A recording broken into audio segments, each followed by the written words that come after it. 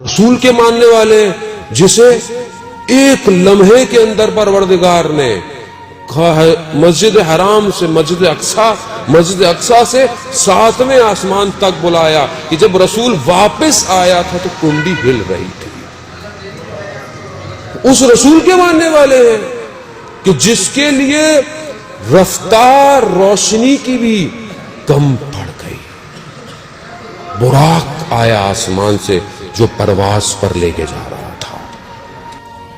قرآن کہتا ہے اسرا بعبدہ، ہم اپنے بندے کو معراج پہ لے کے گئے.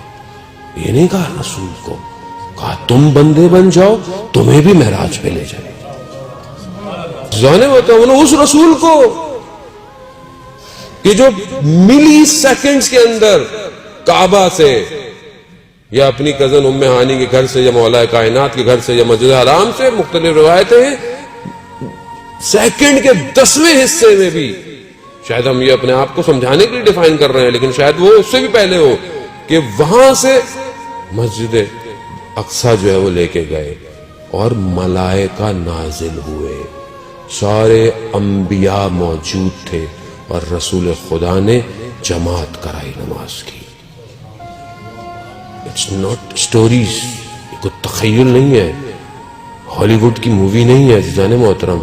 قرآن ہے، قرآن جو آخرت تک کا جاویداں معجزہ ہے. ایک لفظ قرآن کہہ رہا ہے وہاں لے کے. اس کے بعد پروردگار نے دوسرا جو سفر کرایا وہ سارے آسمانوں سے پرواز کرتے ہوئے کہیں جنت کے لوگوں کو دیکھا، کہیں جہنم کے لوگوں کو دیکھا. حدیثیں طولانی ہیں، وقت نہیں ہے کہ حدیث معراج جو ہے وہ گفتگو کی جائے. کبھی کسی آسمان پر ملائکہ کا دیکھا تو ملائکہ نے کہا کہ یا رسول اللہ ہمارا سلام علی کو بھیجیے گا. آسمان بدلتے چلے گئے، ملائکہ بڑھتے چلے گئے اور ہر سب نے کہا یا رسول اللہ ہمارا سلام ہو، ہمارا سلام علی کو دیجیے گا، ہم بہت مشتاق ہیں دیدار کے. معاملہ اوپر پہنچا کہ جہاں پر حضرت جبرائیل سب سے افضل ملائکہ نے کہا کہ میں نے اگر ایک لمحہ ایک انگلی کے برابر بھی اس سے آگے بڑھایا تو جل کے خاک ہو جاؤں گا. کہا میں نہیں جا سکتا. وہاں رسول کو کہا آئیے آئیے. 2 کمانوں کے برابر کا فاصلہ، کعبہ قوسین، سدرۃ المنتہا پر اپنے محبوب کو بلایا اور پھر محبوب سے کہا کہ یا محمد میں نے زمین پر دیکھا تو میں نے دیکھا کہ تم سوائے میرے کسی کو یاد نہیں کرتے. میں محمود ہوں، تم محمد ہو. عزیزان محترم کہا میں محمود ہوں، تم محمد ہو. اور محمد پھر تمہارے بعد میں نے جب زمین پر نگاہ ڈالی تو مجھے علی کے سوا تمہارا کوئی وسیع نظر نہیں آیا. یہ حدیث ہے، متواترہ حدیث ہے. اور رسول خدا نے جب رسول خدا کے وجود کو جب پروردگار نے دیکھا، پروردگار سے زیادہ بہتر تو کوئی کسی کو نہیں جانتا نا، اس وجود کو جب دیکھا تو اس وجود میں صرف ایک ہستی کو اتنا لبریز پایا کہ اسی کے لہجے میں پروردگار نے گفتگو کی. وجود کو دیکھا، یعنی دیکھا کہ یہ وہ اس وجود میں بس یہ ایک اور ایسا وجود ہے کہ جس کے لہجے میں خدا کہہ رہا ہے کہ میں گفتگو کر سکتا تھا، اور وہ علی ابن ابی طالب کا لہجہ تھا. کمال عزیزان محترم، فضائل کو طریقوں سے بیان کرے کہ توحید توحید نظر آئے، نبوت نبوت نظر آئے اور امامت امامت نظر آئے. غلطیاں نہ کریں لوگوں سے واہ واہ کے چکر میں. لوگ یہاں واہ واہ کے چکر میں یہ پڑھ دیا وہ پڑھ دیا، یہ یہاں واہ واہ ہو رہی ہے، وہاں پر جب چترول پڑھیں گے نا اوپر تو پتہ چل جائے گا. جو حق ہے اس کو بیان کرے. جب خدا کہہ رہا ہے کہ میں نے پایا، میں نے اپنا بہترین بندہ پایا، میں اپنے بندے کو لے کے گیا معراج.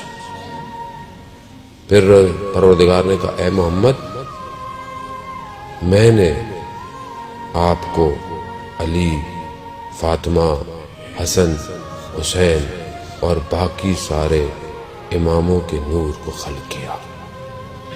اور اگر کوئی ساری زندگی عبادت کرتا رہے کہ اپنے آپ کو ختم کر دے اور ان کی ولایت کا منکر ہو تو میں انہیں جہنم میں بھیج دوں گا. اور عزیزان یہ ولایت بڑی آسانی سے مل گئی ہم لوگوں کو. قدر کرے اس ولایت کی. یہ اپنی ماؤں کو دعائیں دے کہ جنہوں نے یا علی کر کے چلنا سکھایا ہے. یہ ان کا کمال، ہمارا کوئی کمال نہیں ہے. لیکن ذمہ داری ہے کہ محبت اور مودت میں فرق ہے.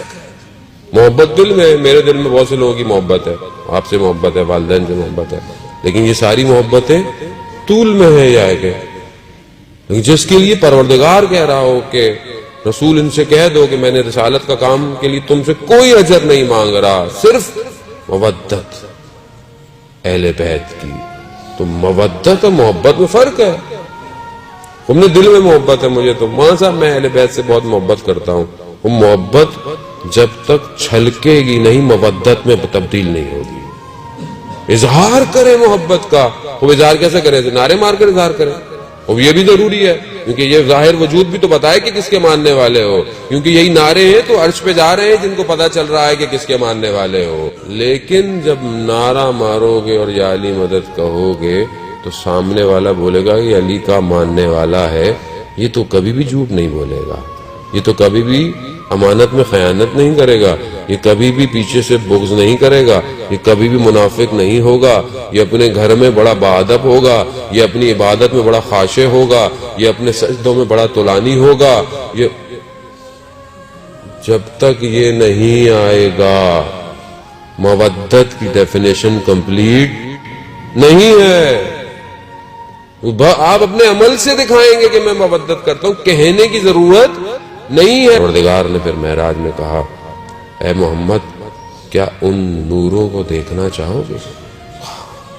تو خدا نے نور دکھائے رسول خدا کو.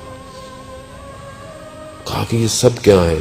تو پروردگار نے ایک ایک کر کے سارے معصومین کا نام لیا اور کہا کہ یہ ایک خاص نور ہے.